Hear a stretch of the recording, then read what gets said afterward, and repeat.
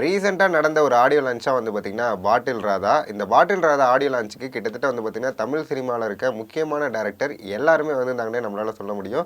அதுவும் குறிப்பிட்டு சொல்லணும்னா, தமிழ் சினிமால சிறந்த டைரக்டரா கருதப்படுற வெற்றிமாறனும், அமீரும், அதே மாரி மிஷ்கினும், அதே மாரி பா. ரஞ்சித் இவங்க 4 பேருமே வந்து பார்த்தீங்கன்னா, ஒரே ஸ்டேஜ்ல வந்து இருந்திருக்காங்க. இந்த பாட்டில் ராதா படத்தோட தீம் அப்படிங்கிறது வந்து பார்த்தீங்கன்னா, குடிகாரர்கள் பத்தின ஒரு தீம் தான் இந்த படம். இந்த படம் வந்து முன்னெச்சரிக்கை கருத்து அப்படின்னா, குடிக்கிறது ரொம்ப ரொம்ப தப்பு. அந்த குடிக்கு அடிக்ட் ஆகுறது ரொம்ப தப்பு அப்படிங்கிற ஒரு கருத்துள்ள ஒரு படத்தை ஆடியோ லான்ச்சுக்கு தான் வந்து பார்த்தீங்கன்னா இவங்க எல்லாருமே வந்திருக்காங்க.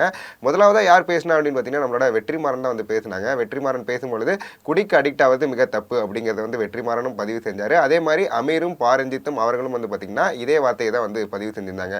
பட் மிஷ்கின் வந்து என்ன சொன்னாரு அப்படின்னு பார்த்தீங்கன்னா, குடிக்கிறது தப்பு இல்லை, குடிக்கு அடிக்டட் அப்படின்னு சொல்லிட்டீங்கன்னா எல்லாருமே இந்த உலகத்தில் ஏதோ ஒரு விஷயத்துக்கு அடிக்டடாக தான் இருக்காங்க.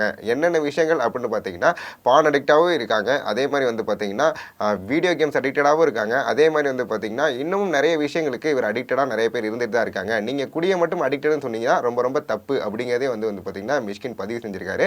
அது மட்டும் இல்லாமல் மிஷ்கின் வந்து பார்த்தீங்கன்னா இந்த ஆடியோ லான்ச்சில் அவர் பேசின வார்த்தைகள் அப்படின்னு பார்த்தீங்கன்னா குறிப்பிட்டு ஒரு 4-5 வார்த்தைகள் மட்டும்தான் ரொம்ப மிகவும் தெளிவாக வந்து பேசியிருக்காரு. பட் அதற்கடுத்து அவர் பேசின எல்லாமே வந்து பார்த்தீங்கன்னா பீப் போட்டு நம்ம பேசுகிற மாதிரி தான் வந்து பார்த்தீங்கன்னா அது ஆடியோ லான்ச் ஃபுல்லாகவே வந்து மிஷ்கின் அவர்கள் பேசியிருக்காங்க. மிஷ்கின் அவர்கள் பேசின வார்த்தையால் வெற்றிமாறனே வந்து முகம் சுளிச்சார் அப்படிங்கிறத ஒரு உண்மையான விஷயம். ஏன்னா மிஷ்கின் அவர்கள் பேசி முடித்ததுக்கு அப்புறம் வெற்றிமாறன் வந்து பார்த்தீங்கன்னா அமீருடன் ரொம்ப நேரம் டிஸ்கஷன் வந்து பண்ணிட்டு இருந்திருக்காரு.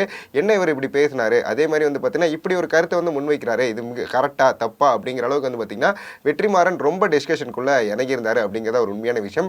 அது மட்டும் இல்லாமல் இந்த ஆடியோ லான்ச்சுக்கு வந்து பார்த்தீங்கன்னா மிஷ்கின் அவர்கள் வந்ததும் லேட்டு, அதே மாதிரி அவர் பேசி முடித்த உடனே வந்து கிளம்பிட்டாரு. பட் சீனியராக இருக்க எல்லா டேரக்டர்ஸுமே வந்து பார்த்தீங்கன்னா அங்கே உட்காந்தா இருந்திருக்காங்க. பட் மிஷ்கின் வந்து இந்த மாதிரி ஒரு செயல் செஞ்சது மிகப்பெரிய தப்பு அப்படிங்கிற மாதிரி வந்து பார்த்தீங்கன்னா நெட்டிசன்ஸ் நிறைய பேர் வந்து கருத்துக்கள் சொல்லிட்டு இருந்தாலும் மிஷ்கின் அவர்கள் என்னோட பர்ஸ்பெக்டிவ் தான் ரொம்ப இம்பார்ட்டன்ட் இந்த படத்தில். இந்த படத்தை நான் வந்து ஃபுல்லாக பார்த்துட்டேன். இந்த படம் வந்து ஜனவரி 24 வந்து ரிலீஸ் ஆகுது. பட் இருந்தாலும் எனக்கு இந்த படத்தில் வந்து ஒரு கருத்து வந்து சொல்லியிருக்காங்க. அந்த கருத்து எனக்கு ஏற்படதா இல்லை. நான் வந்து இன்ன வரைக்கும் குடிச்சிட்டு தான் இருக்கேன். குடிக்கிறது என்னால் நிறுத்த முடியாது. பட் நான் குடிக்க அடிக்டட் கிடையாது அப்படிங்கிறதே வந்து பார்த்தீங்கன்னா மிஷ்கின் தெளிவாகவும் வந்து பதிவு செஞ்சான்னு சொல்ல முடியுது.